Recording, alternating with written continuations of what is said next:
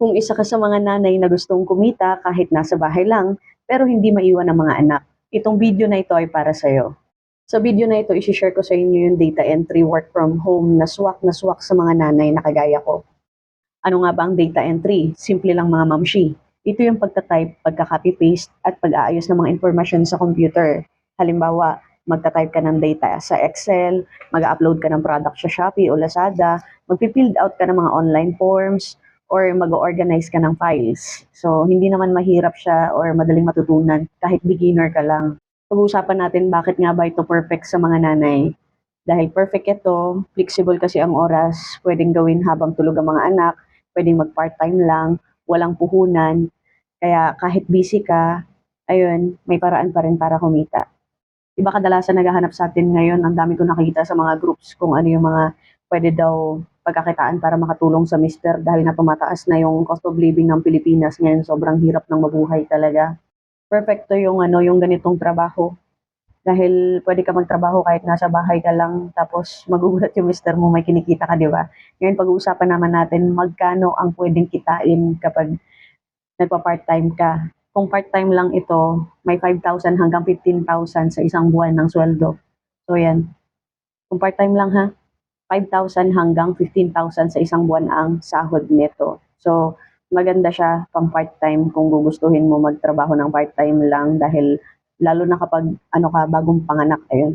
Siyempre mga bagong panganak hindi pa makakilos masyado, yun, upo-upo pa lang, pwede ka mag-part-time, ayan.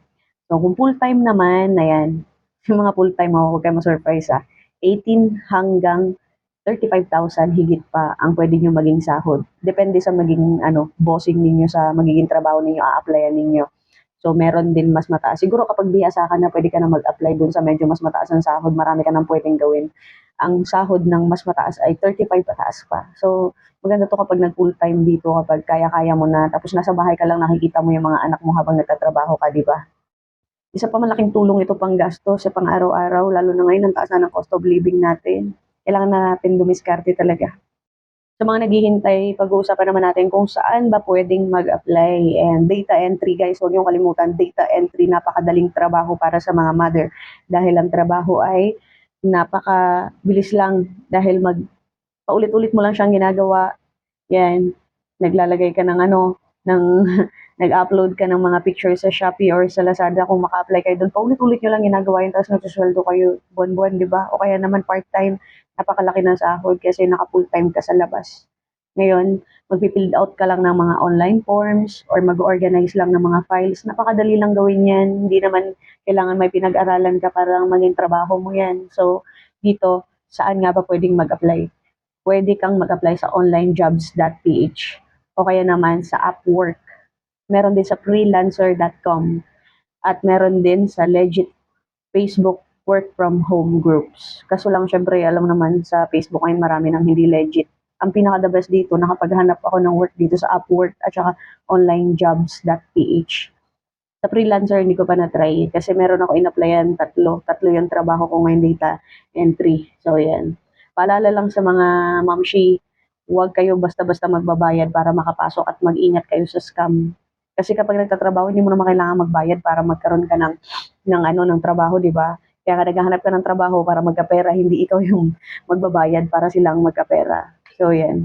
Sa mga mamshi naman na nawawalan na ng pag-asa, huwag kayong mawalan ng pag-asa kasi marami tayo na nag-iisip din kung paano magkaroon ng maitutulong sa asawa natin. So ngayon nandito itong video ko, patapusin ninyo para may matutunan kayo kung ano ba yung mga dapat gawin para magkaroon kayo ng trabaho sa bahay lang na may malaking sahod, 'di ba? Ang easy money lang kapag marunong ka talaga.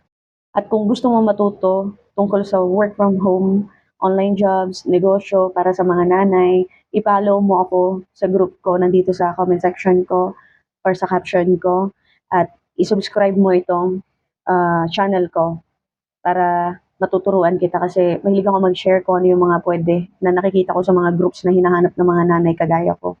So yan, ako nag-work ako at the same time, nag-part-time ako sa online na, ayan, online jobs ako nakakuha ng trabaho ko sa data entry kasi hindi naman ako pwedeng part-time lang talaga kasi may work din ako. At sa mga ibang mother po na meron din online job, kagaya po nito, na nagpa-part-time, pwede po kayo mag-share sa comment section para makatulong din po kayo sa mga kagaya natin na mga mother. Ayan. Good evening everyone and thank you. Please subscribe.